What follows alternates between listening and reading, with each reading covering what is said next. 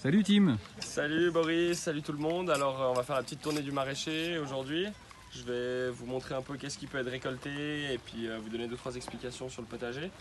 Les pois, on peut les récolter, on avait fait un petit tuto récolte de pois, mais les consignes restent la même. Quand on sent qu'ils sont bien gonflés, ça veut dire qu'ils sont prêts et qu'on peut les récolter. Puis ceux qui sont, faut sentir les pois à l'intérieur en fait. Quand on touche la gousse, le long, on sent les pois dedans en fait. Et quand ils sont bien gonflés, comme celui-là par exemple, ça veut dire qu'on peut les récolter. Ensuite, les choux-fleurs aussi, j'ai vu que sur les parcelles, il y avait déjà des choux-fleurs qui étaient prêts. Comme par exemple celui-là qui pourrait être récolté aussi. Les autres qui sont beaux mais qui sont encore un peu petits.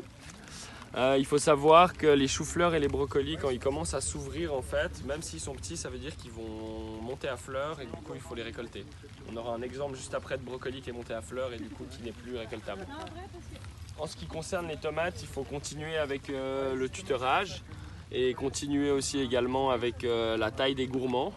Du coup je répète, le gourmand, là par exemple on voit, ça c'est un gourmand, on a la tige principale, une feuille et on a le gourmand qui part à l'aisselle de la feuille.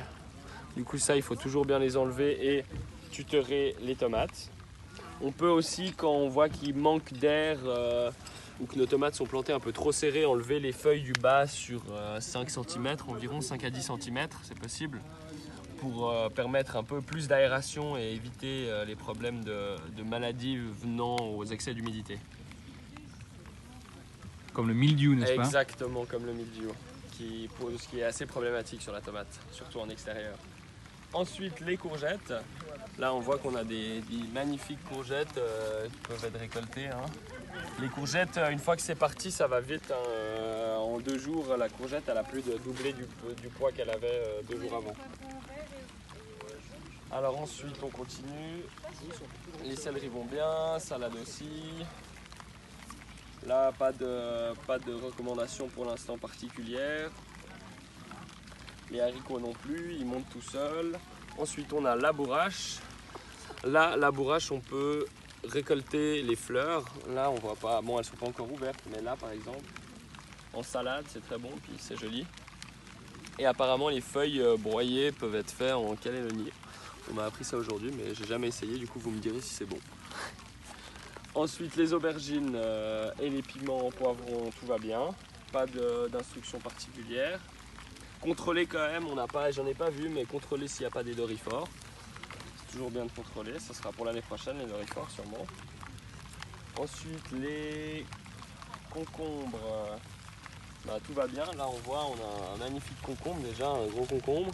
Du coup, regardez, ça va aussi assez vite une fois que ça a commencé les concombres. Du coup, pensez à venir voir, puis à soulever aussi les feuilles parce que des fois, ils se cachent un petit peu en dessous.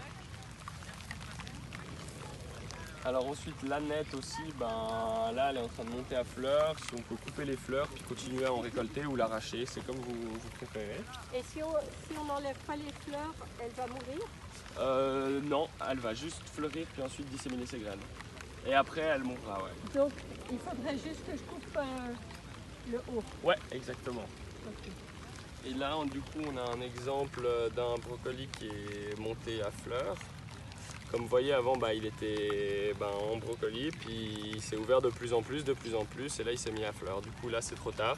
C'est pour ça que quand vos choux-fleurs ou vos brocolis ils commencent à s'ouvrir, même s'ils sont petits, il faut les récolter. Ensuite on a les colraves, des belles colraves, là quand elles sont comme ça, il faut les récolter. Aussi on voit que celle-là elle est en train de s'allonger un petit peu, ça veut dire qu'elle va chercher à fleurir. Du coup on peut aussi la récolter. Même si elle est plus petite. Même si elle est plus petite, voilà. Ensuite, les côtes de bête, comme toujours, on récolte les plus grosses feuilles, on enlève les fleurs, comme ici, on coupe les fleurs et on continue à récolter les feuilles. Après, les poireaux, c'est toujours bien de venir. On prend les feuilles comme ça, hop, et on les taille. Le haut des feuilles. Comme ça, il va refaire des feuilles et puis son fût, comme on appelle, c'est le tronc du poireau, il va grossir. Du coup, on vient souvent enlever hop, les feuilles en haut, là, comme ça, tac, et voilà. Les salades, là, elles sont magnifiques. Il faut aussi les récolter. Quand elles montent comme ça aussi, ça veut dire qu'elles vont monter à fleurs. Du coup, Il faut vite les récolter avant qu'elles montent à fleur. Les fèves, pour moi, on peut encore un peu attendre parce que plus elles sont grosses, meilleures elles sont les fèves. Mais comme je disais la dernière fois, dès que vous sentez à l'intérieur les graines, enfin les fèves, du coup, ça veut dire qu'elles sont plus ou moins prêtes à être récoltées. Mais ça peut devenir gros des fèves, du coup, n'hésitez pas à les laisser pousser. Ensuite, les carottes, il faut encore attendre. Et là, on a de nouveau, ça c'était le cresson. Le cresson, vous allez devoir en ressemer justement là cette semaine.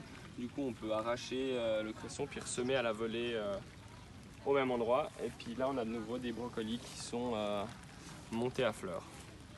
Et qu'il faut donc couper. Exactement. Et qu'il faut donc couper. On peut venir juste couper là et puis laisser parce que le brocoli, il refait des brocolis sur sa tige en fait. Du coup, en venant couper là, on aura d'autres petits brocolis qui vont se former. Et pensez aussi à désherber vos chemins aussi et à éviter que trop de plantes montent à fleurs. Comme ça, on aura une meilleure gestion après aussi des adventices sur le terrain et ce sera plus facile pour le reste de la saison puis surtout pour la saison prochaine. Allez, ciao ciao! Merci Tim.